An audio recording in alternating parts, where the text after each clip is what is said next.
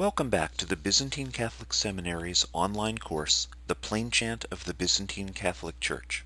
In this lecture, we will take a look at the history of Prostopania from 1820 to 1950. In 1820, the Rusin people lived within the bounds of the Austro-Hungarian Empire, which at the time included the entire region shown on this map. The Rusins themselves lived in an area known for its poverty.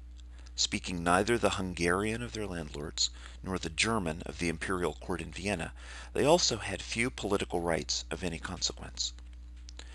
The Rusin Eparchy of Mukachevo had finally been officially created in 1771. In 1815, the Hungarian parliament decided to split the eparchy into two, creating a western Rusin diocese of Prešov. Both eparchies were subject to the Roman Catholic Archbishop of Esztergom. Living primarily in the villages of the Carpathians, the Rusins were isolated, uneducated, and poor. They were under continuous pressure to adopt the language and culture of Hungary, and were often portrayed as foreigners, and subject to foreign influences, particularly from the neighboring Russian Empire.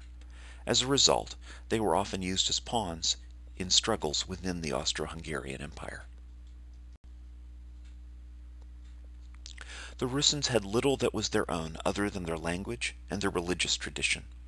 The only educated Rusins were their priests, and even these were subject to the temptations of conformity to the more prestigious Hungarian culture. On the other hand, many priests served as protectors of their people, interceding for them with the government, tax collectors, and landlords. Thus, depending on God's providence more than their own meager economic and social resources, the Rusin people saw their own religious tradition as an essential part of who they were. Their bishops might be commoners and looked down upon by the Hungarian nobility, but in general the bishops served as a focus of unity.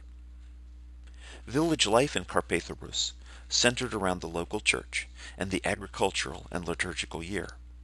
The people attended services on Sundays and feast days, and often made pilgrimages to local monasteries, such as those of Mukachevo and Krasny Brod, as well as to the shrine of the miraculous icon of the Mother of God at Maria Poch in Hungary to the south. Most village priests were married, while the remainder were monks living under the rule of Saint Basil the Great, and were considered to make up a religious order like those in the West. It was from these Basilian fathers that the bishops of Mukachevo and Prešov were generally chosen. The Basilians were also known for their missions and retreats, preaching throughout the region, and encouraging and supporting the faith of the people.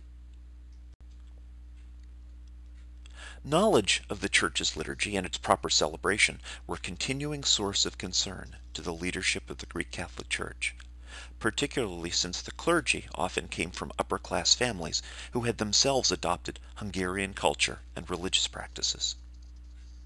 At one time, candidates for the priesthood had often been educated at monastic schools, such as those of Lviv in Galicia, but by the late 17th century these had ceased to exist due to constant wars and regional poverty. Instead, Rusin candidates for priesthood were taught at home by a father or uncle who was a priest or a cantor. Once he was sufficiently prepared, he usually served in his own village as a cantor or cantor's assistant, and after several years would be given a certificate by the village priest that he was ready for ordination. He would then go to the bishop and ask to be made a priest. In 1778, a Greek Catholic seminary was finally founded at Uzhhorod, but many candidates entering the seminary did not possess even a basic knowledge of their own right or the Church Slavonic language. As a result, in 1803, Bishop Baczynski decided to introduce formal courses on liturgy, liturgical chant, and the Church Slavonic language into the seminary curriculum. In the seminary, chant was often taught by whichever of the senior seminarians was considered to have the best knowledge of the subject. Concerns about the Church's chant continued to surface, and it was Bishop Baczynski who founded a preparatory school for teachers and cantors in Uzhhorod in 1793. When Bishop Baczynski became bishop in 1773, there were only 18 schools in the entire eparchy of Mukachevo, and he set about to encourage education among the Rusin people. At the time of his death in 1809, there were more than 300 schools in the same region. After the village priest, the cantor was often the best educated member of the community and typically served as the local school teacher. To be a cantor teacher was a full-time job, and those who performed the function well were held in esteem. Liturgical chant was an essential part of church services, and thus the cantor had to be in church for all services and often accompanied the priest for house blessings and similar events. The preparatory school for cantors and teachers in Užhorod survived until 1945. Here we have an English translation of a student's report card and diploma from the school, dating from 1897. As you can see, the students studied singing, chant, and liturgy, as well as academic subjects designed to prepare them as village school teachers. On the Moodle page for this course's material, you can find links to the original document. In 1895, a similar college for cantors and teachers was founded in Prešov. So, how did a cantor know what to sing? Many of the basic chants used in liturgical services were sung from memory, and texts for the entire services could be found in the printed liturgical books, but the variable chants of the Divine Liturgy, for the Troparia, Stichira, and canons, were simply too numerous to be entirely committed to memory.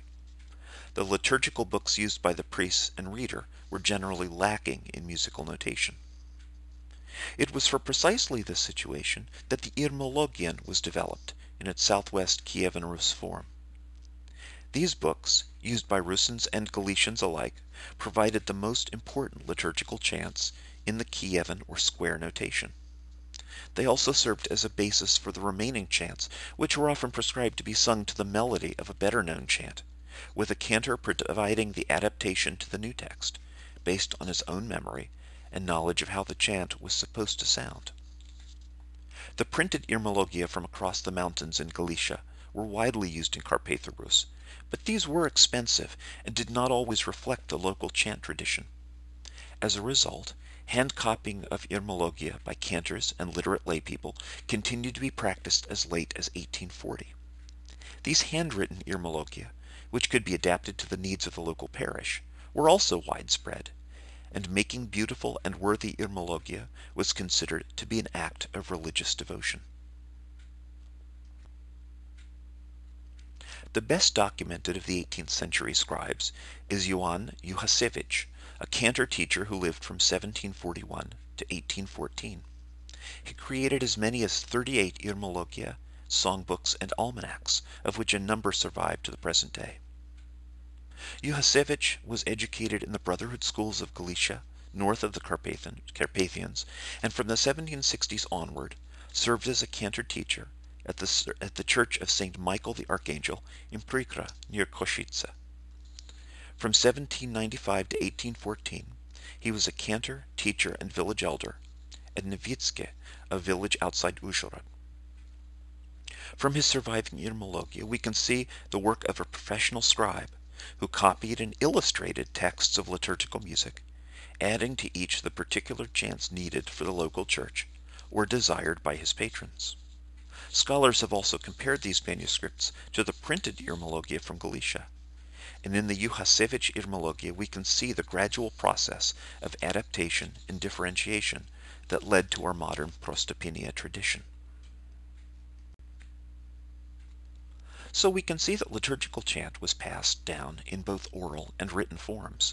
The most common chants were sung from memory. The more complicated music, or the chants which were only used a few times in the year, were committed to writing. In many cases, a text would be sung to a known melody by the cantor, who would apply his knowledge of a chant melody, relying on his skill and his memory of how the text and similar texts were sung in the past.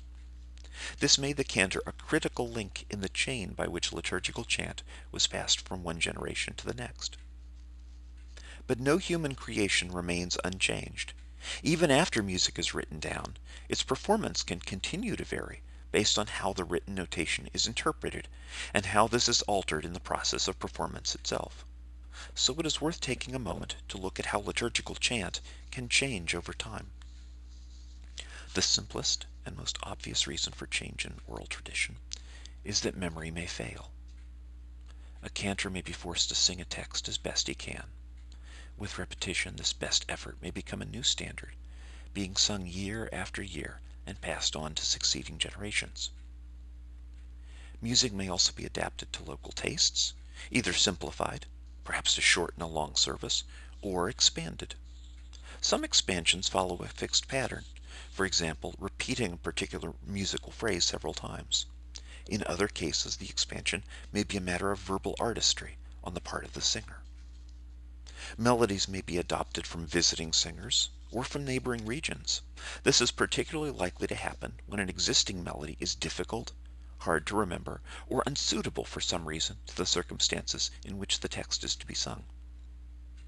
For example, if the melody currently in use is very simple, a different melody may be chosen for solemn occasions, or an ornate melody may be supplemented with a simple one for ordinary days. The skills and singing ability of a particular cantor may also lead to specific choices, such as transposing a melody to a higher or lower range. In some cases, a particularly striking harmony may become a new version of the melody. Texts may change over time as the local pronunciation or use of a liturgical language changes, and new texts may be introduced that have to be sung to new or existing melodies. Finally, musical notation can be misunderstood or change its meaning over time, leading to differences in the way the chant is sung. When any of these changes occur, they can lead to further change or adoption by other communities. For example, the singing of a particularly respected cantor may be adopted in nearby villages, or spread by means of common services, such as regional pilgrimages. On the other hand, the singing at cathedral churches or pilgrimages and other gatherings can serve to promote a common style of singing, at least in particular situations.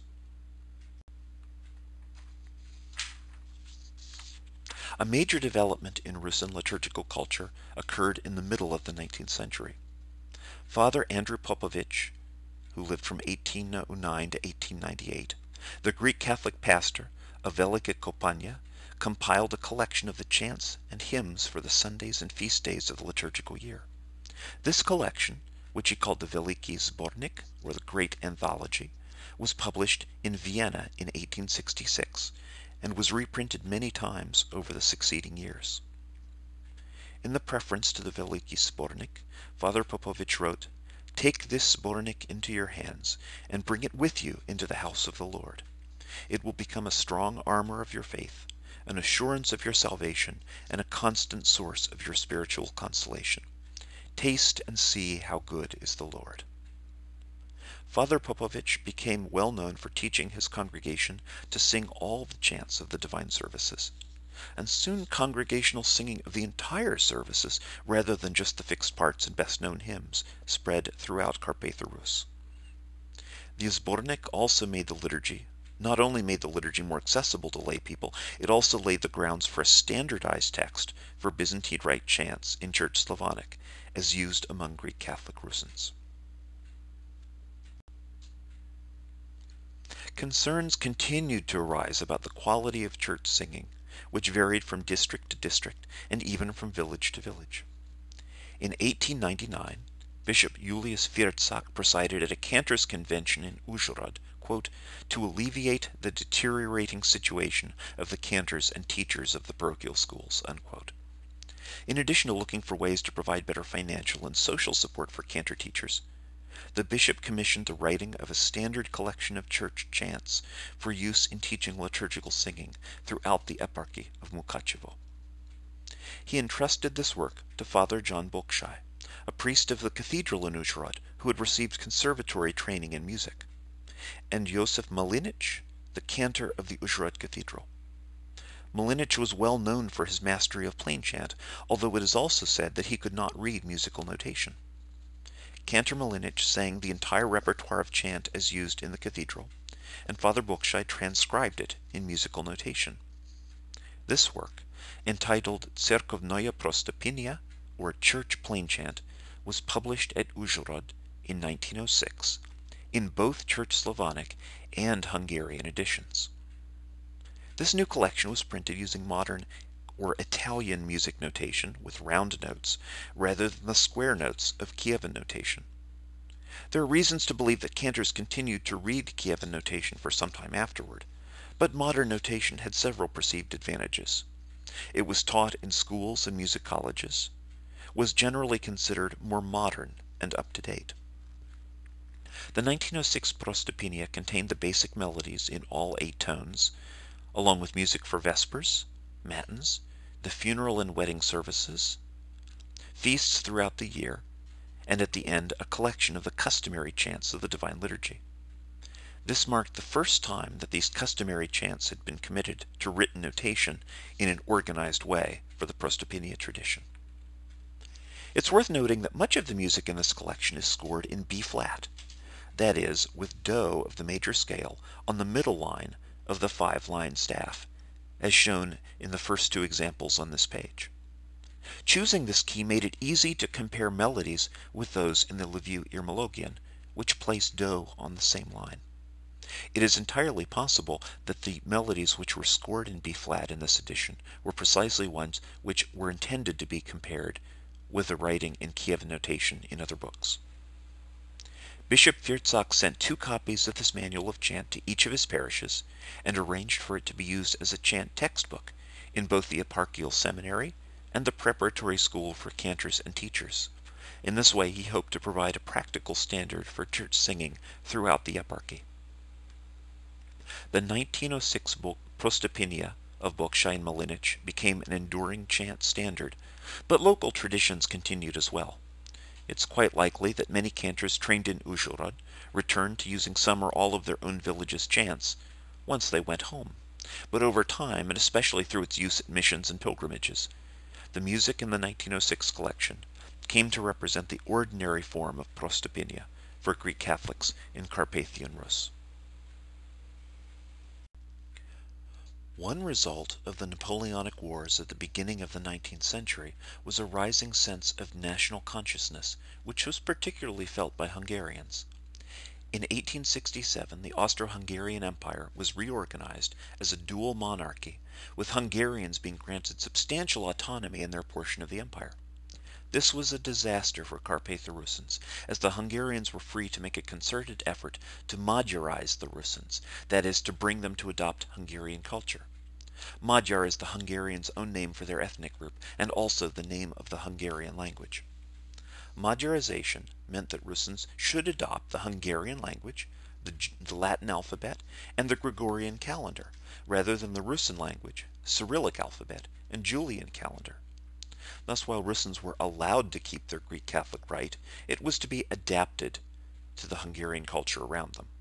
Sadly, Greek Catholic priests and even some later 19th century bishops, many of whom came from upper-class Hungarian-speaking families, supported these changes, which were intended to foster, quote, national unity and minimize, quote, foreign influences. One consequence was that the eparchies of Mukachevo and Prešov could not be allowed to have the foreign Metropolitan of Kiev, now in the Russian Empire, as their ecclesiastical superior, but instead remained subject to the Roman Catholic Archbishop of Esztergom in Hungary. Eventually, the Hungarian government pressed for Russins to celebrate the liturgy in Hungarian rather than Church Slavonic. This was repeatedly prohibited by Rome, but was adopted regardless in some parishes with pro-Hungarian orientation. This, along with the social status of the Magyar language, was probably what led to the simultaneous publication of the 1906 Prostopinia in both Church Slavonic and Hungarian editions, with the Church Slavonic chants adopted to Magyar. This conveniently gives us an opportunity to see how cantors of the time expected to sing the Prostopinia chants in a second language. At the end of World War II, the region of Carpatho-Rus became part of the new state of Czechoslovakia. Now it was the Hungarians who were seen as foreign, and an aggressive attempt was made to force Russins to identify as Slovaks and adopt the Slovak language.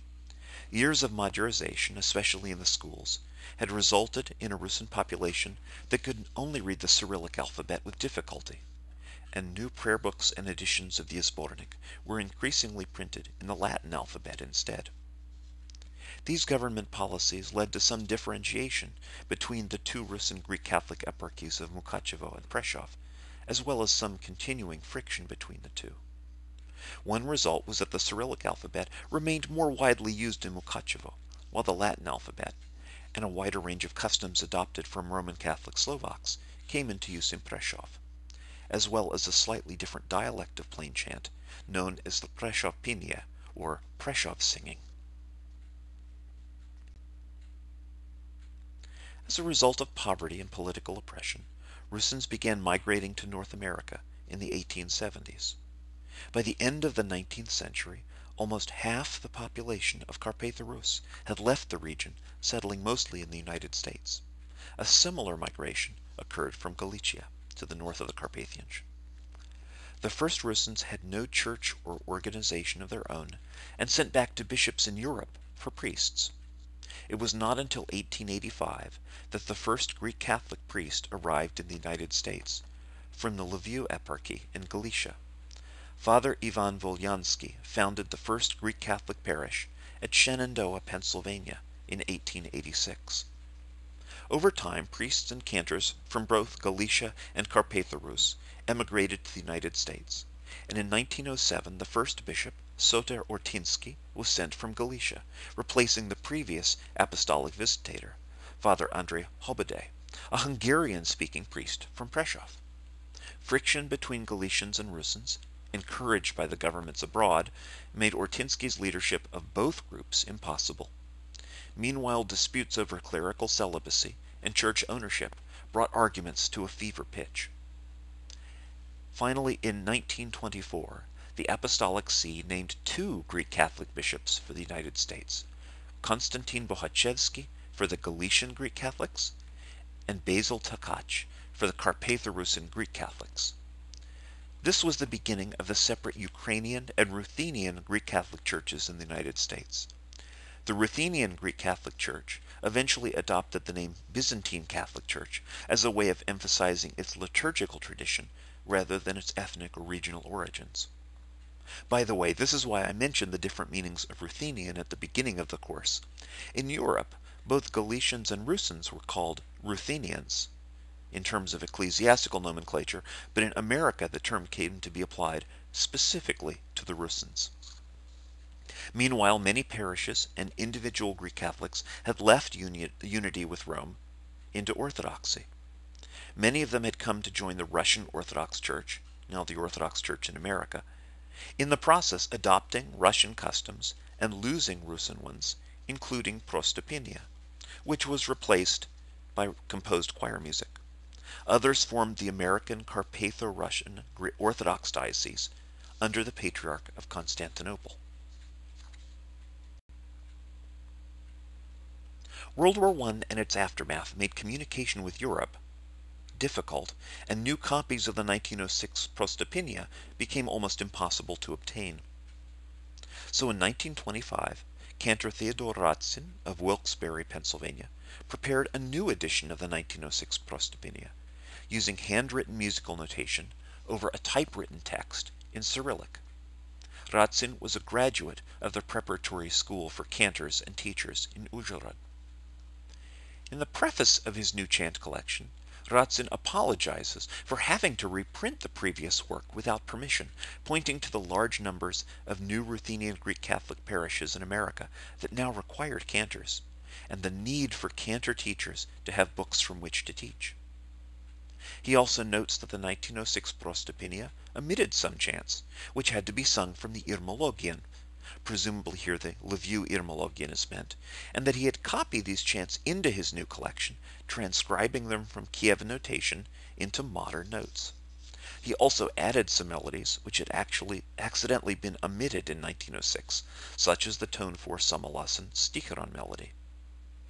An English translation of Radzin's preface can be found on the Moodle page for this course, and is worth reading. In 1921, the Apostolic Administrator for Greek Catholic Ruthenians in the United States, Father Gabriel Martiak, asked the Sisters of St. Basil the Great in Galicia to form a new branch of the order to serve the Ruthenians in America.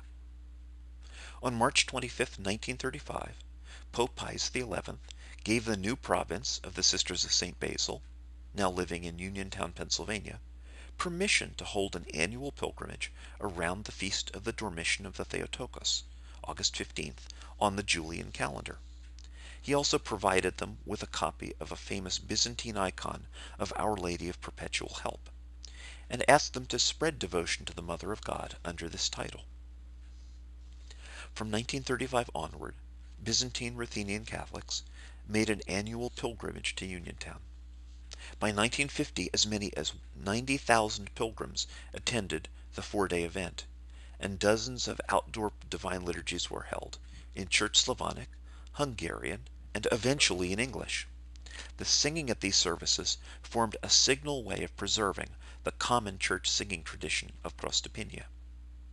The Sisters of St. Basil also held regular retreats for cantors over these same years. In the years during and following World War II, Rusyns in the United States became acclimated to the American culture.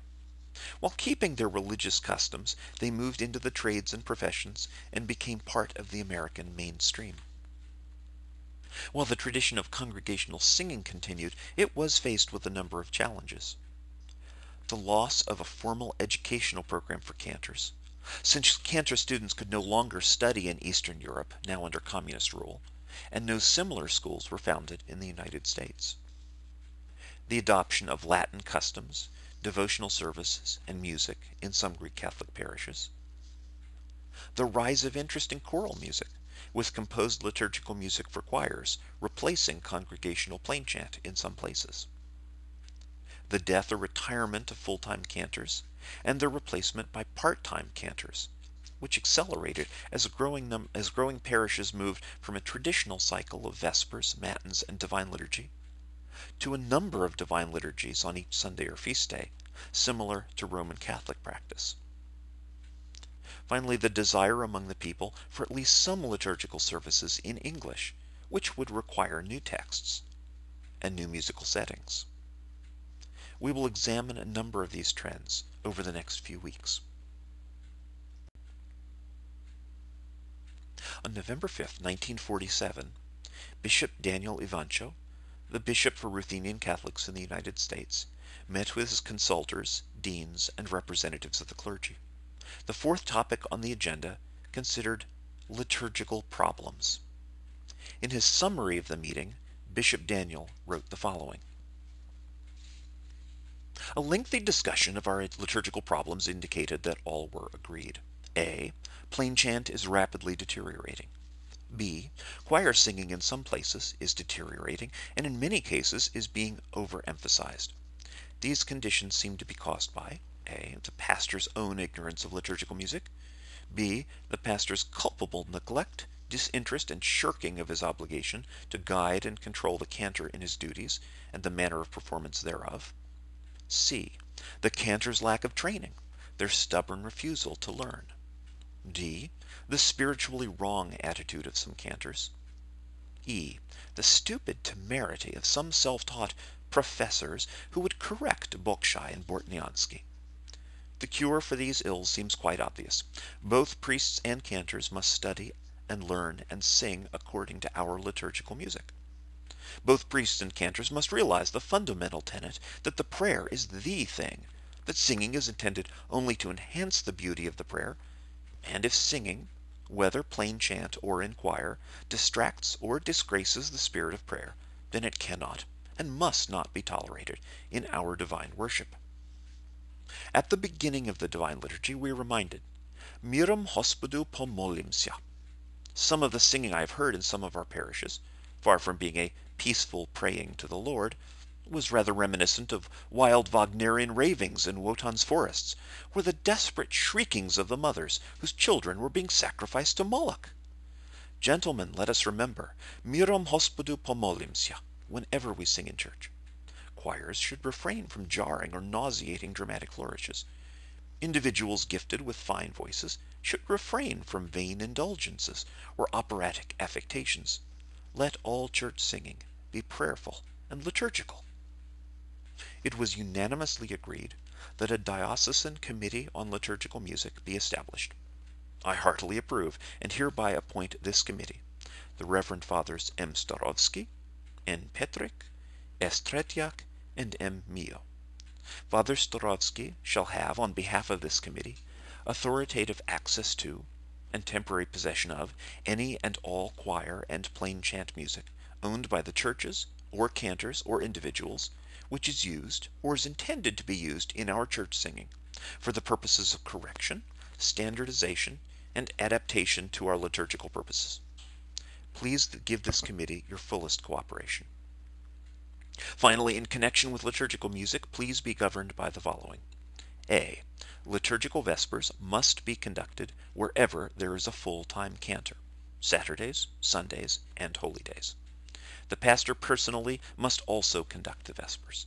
It is small wonder that some cantors strut about like they were half-priests when the pastor allows or even commands them to conduct vespers or matins alone. To abandon these services because the people do not attend is an invalid excuse. Have these services regularly, and not whenever you just please.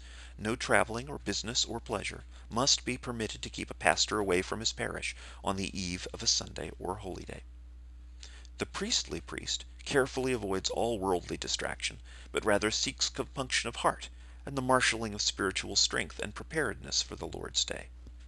If the people are liturgically dead or indifferent, organize a liturgical study club, inviting them to bring along their zbornik and explaining to them the dogmatical, moral, historical, and ascetical significance of the forthcoming services. The cantor must help in this regard. B. Choirs must not sing more than twice a month at the same divine liturgy. Choir might be permitted to sing at the first liturgy one Sunday, and at the second the next Sunday, but each group attending its favorite liturgy must be given opportunity to take part in plain chant. C. At pontifical liturgies, the choir may sing up to the Viruliu, that is the Creed, and plain chant thereafter. While recognizing that the cantors may have had their own views on the above, it is fair to state that there were at least some problems in the liturgical singing of the Church in Bishop Daniel's day, that there was concern over loss of the full cycle of services, and a desire for the standardization of chant, such as had occurred in Uzhhorod with the publication of the 1906 Prostopinia. Finally, we can see that the Veliki Zbornik was still seen as having a valuable educational function in using the prayers and chants of the Byzantine Rite to explain the Greek Catholic faith to the Russian laity. By the way, this was the same meeting at which Bishop Ivancho began the process of founding an American seminary for Ruthenian Greek Catholics. St. Cyril and Methodius Byzantine Catholic Seminary opened in October 1950. Even before its first buildings were completed, the seminary held a retreat for cantors and assistant cantors. By 1945, far fewer cantors, especially those born in America, could read Cyrillic with any facility. So in 1946, Father Andrew Sokol of Allentown, Pennsylvania, published a small book titled Plain Chant. This paper-bound book of 94 pages provided chants for the Divine Liturgy, the wedding and funeral services, Paschal Matins, and a collection of paraliturgical hymns. The entire work was printed in Latin characters rather than in Cyrillic, and included a section on the correct pronunciation of Church Slavonic. The music, like that of the 1906 and 1925 Prostopinia collections, was in modern round notes. For the first time, a significant number of new melodies were introduced, and some of those in the earlier collections were abandoned. The new melodies were mostly from the Galician tradition, and probably marked music which had been borrowed from Galician or mixed Galician-Rusyn parishes. In another major departure, music from Vespers and Matins were completely omitted from the collection, except for the Sunday Triparia and Cantacia in the 8 tones, which were also used at the Divine Liturgy, and those Irmosi which were sung at the Divine Liturgy on major feasts. For these Irmosi, the original Prostopinia melodies from the Znameni chant were provided, but the accompanying magnifications were given as text only, without music. This work, sometimes called the Blue Book from its cover, was reprinted by the Eparchy of Passaic, and is distributed along with the 1906 Bokszai Mlynic Prostopinia through the Byzantine Seminary Press in Pittsburgh to the present day. The Blue Book is often used by cantors participating in Slavonic language divine liturgies at the annual Uniontown pilgrimage. In 1955, Father Sokol published a second volume titled Basic Chant. This book provided the music for the 8 tones for Matins and Vespers, as well as the fixed parts of the same services, although it did not include the Irmosi for feast days. The 4-page preface to Basic Chant gives a brief history of Prostopinia, derived from an 1881 book on Galician chant, and also a method for learning and applying the different melodies, with a few examples. In his introduction, Father Sokol concludes as follows: "This method, or any other method that the student may devise for himself, should be used until he is able to tell at a glance the exact syllable in each phrase to be inflected. If this selection is left to chance, or to natural knack which comes naturally to no one, he will find himself throwing out notes, or adding new ones depending on the penury or abundance of syllables that he has to deal with before he gets to the asterisk which marks the end of the phrase. It is evident that anyone, student or cantor, that takes it upon himself to add or leave out notes is no longer singing the prescribed liturgical chant, but his own.